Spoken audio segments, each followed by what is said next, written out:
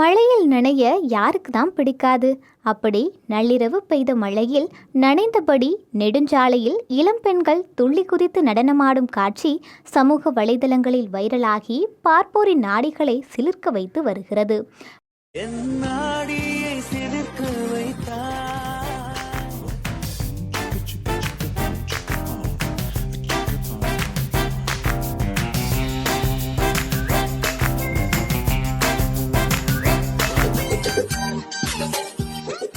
மேலும் இந்த நடனத்தை பார்த்த நெட்டிசன்கள், நடனம் என்றால் இப்படி நளினத்தோடு ஆட வேண்டும் என தங்களது பெண் தோழிகளுக்கு வேண்டுகோள் விடுத்து வாங்கி கட்டிக்கொள்ளும் சம்பவம் நடைபெற்று வருகிறது.